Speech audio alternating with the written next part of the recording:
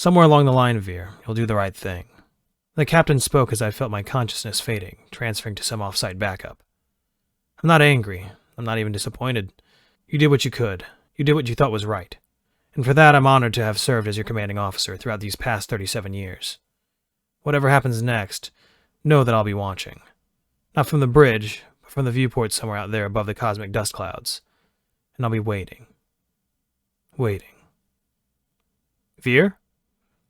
I suddenly snapped out of my reverie, my eyes still viewing the whole scene unfold on the bridge from a strange yet natural vantage point. You still with me? It became increasingly difficult to discern reality from memory. I forgot how hard it was to not slip into the crystal clear waters that was the AI mindscape. It was so easy to get lost, so easy to lose your footing. Veer, talk to me. But that was why I had the captain. No, Lasara. That was why I had Lasara. That was why every SVI was paired with a human. We needed something to keep us grounded in what was reality and what was a memory. Especially in high-intensity situations such as this. Especially when the situation wasn't the most conducive for AI. I hear you, Lasara, I hear you, I answered meekly, forcing my former body's arms over both Lasara's shoulders, completing that impromptu hug he'd initiated. Is this real? Did we actually do it? He mumbled out through hushed breaths as I forced my former body to nod. You're the organic on the bridge. You tell me, Lasara, I answered cockily, eliciting a confused head tilt from the alien who had no idea what the human-AI bridge dynamics were supposed to be like. Never mind, I'll explain later. Just give me a rundown of what happened. I need to make sure my perceived timeline matches what actually happened. I explained briefly, attempting to maintain some level of operational professionalism, refusing to let my guard down just yet. Right. So starting from the moment you uplinked, whatever you want to call it, the ship under your control evaded the flotilla's second volley. You ducked, weaved, and circumvented kinetic battery fire and missiles alike, later using those missiles to take down the heavy cruiser from a distance. After the heavy cruiser was taken out, the flotilla took the initiative, bearing down on us, attempting to close the gap, probably hoping to outflank or outmaneuver us, and began firing more kinetic and missiles towards us. He blacked out for a few seconds, came to after said seconds, and then proceeded to pilot the ship forwards. We took fire, dodged all of it, and during the last missile volley, all the missiles were redirected back towards their points of origin. Lasara managed to explain in a manner truly unbefitting of a bridge commander. But it would do, as a wave of relief washed over me at the corroboration of my experiences with that of Lasara's. And the heavy freighter that came in with them? My records don't recall engaging that, I quickly remarked as I started combing through the records and sensors in an attempt to reconcile this discrepancy. I don't recall anything about engaging that freighter. The last known scan of it was just after the 3 flotilla ships broke away from it and it steamed towards us, Lasara noted promptly. Active sensor scans short, medium, and long range are not picking up on them. Might have jumped out during the battle's end. But I don't detect a jump signature either, I added, causing the Veneran to nod slowly as the theories were quickly formulating in both of our heads. Is it possible it used the commotion of the battle to slip out? Like using the moment those 3 ships blew up to escape without our sensors detecting it? It is possible, I admitted. Blind spots do occur with jump signature passive scans when strong enough discrepancies overload most of the sensor arrays, i.e. the destruction of those 3 ships. Then I don't think we're missing anything else, Veer. Affirmative. Memory loss check complete. Memory fidelity within acceptable parameters. I spoke, this time not truly out of habit, but out of hard-coded protocol written by someone now thousands of years dead. I hated it, but understood why it was necessary. However, now wasn't the time to be focused on that, as I began to scan the immediate vicinity to ensure. Veer? Yes, Lasara? You're still holding on to me there, friend. I peered into the bridge, and upon realizing that my old body was still locked in that awkward hug, quickly released the entrapped alien. I apologize, Lasara. It is becoming increasingly difficult to differentiate and discern where my consciousness and identity lies, I freely admitted. I didn't even attempt to filter that thought as I usually would. Lasara needed to know. He needed to understand my current state of mind if this partnership was to be successful. There was a pause from Lasara at that. It was clear that whatever was going through his head, that he was battling some of his former insecurities with the issue of AI. I couldn't blame him. The fact that he had extended an olive branch and then some was proof of how far he'd come in so little time. It proved that I could at least rely on his resolve, something that was lacking in most aliens. Is there anything I can do to help with that? Lasara responded worryingly. No, it's not necessarily a problem just yet. It's just, reacclimating to this form, my ship self, is requiring a lot of taxing mental gymnastics to really pinpoint certain aspects of my sense of self. I just need to note that it will be difficult to facilitate interpersonal dynamics utilizing that body with my current situation. You don't need to use that body, Veer. I understand the gesture, and I know I initiated, but I just wanted to understand that I don't see you as just that body. You're so much more, and it's clear it's really beyond me. But I'm trying. And I know it's difficult for me, someone from my culture, to understand, but I'm trying. This took me a moment to parse. I hadn't alluded to the fact that that particular subject matter was a concern to me.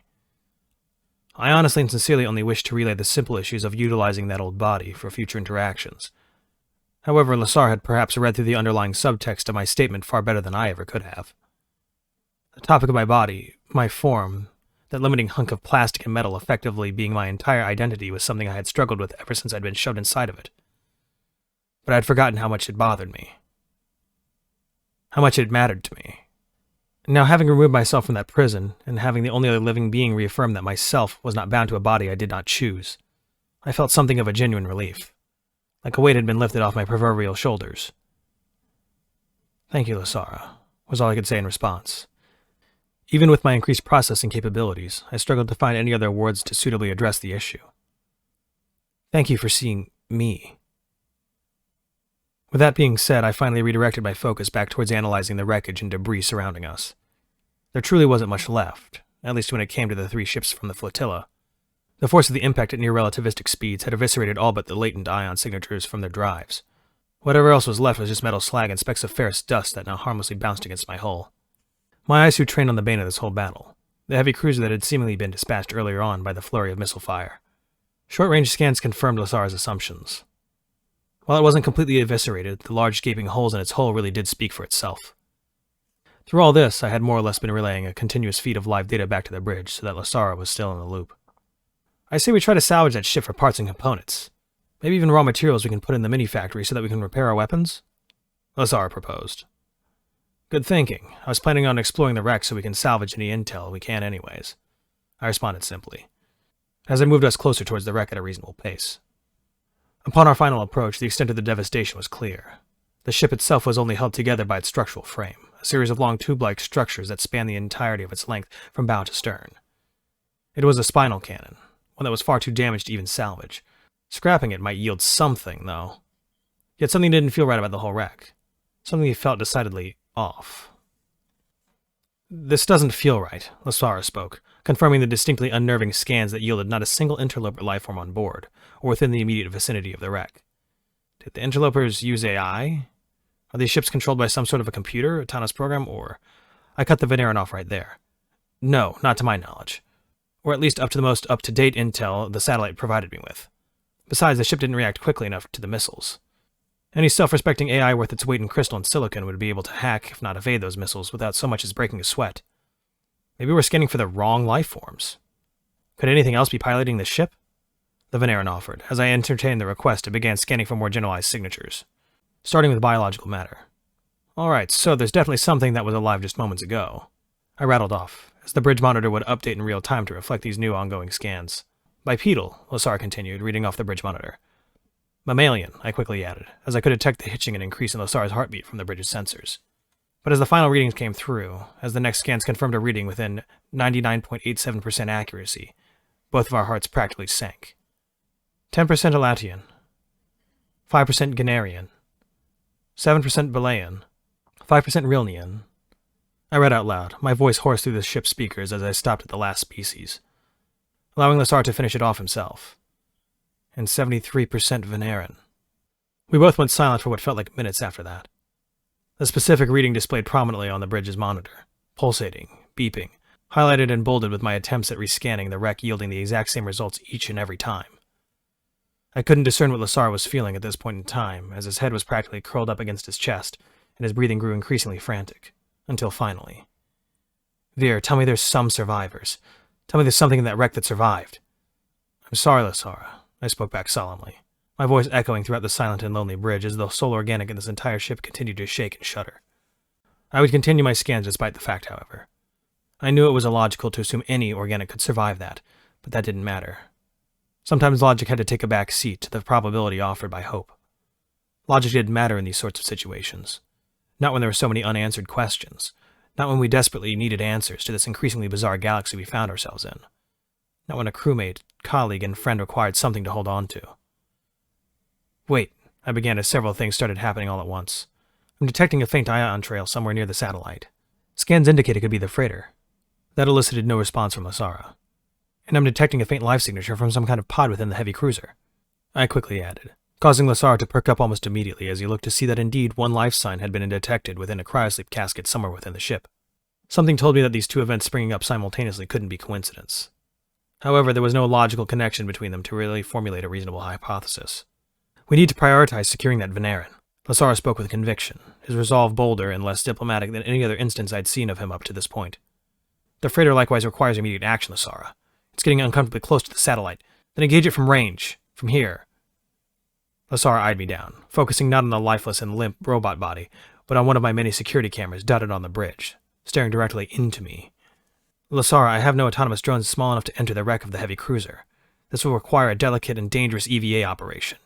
And if we decide to do that, there's no way we can multitask a dangerous rescue operation whilst simultaneously engaging a ship an entire light second away.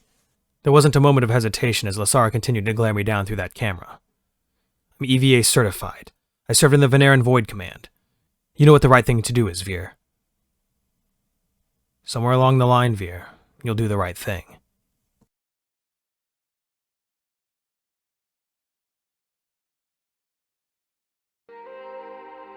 Hey everybody, thanks for watching. Everything I used is in the description below. If there's a story you'd like to hear narrated, let me know and I'll reach out to the author and see if we can make that happen. Thanks again. It's a scary world out there, but remember, to be brave and look up, to seek the stars.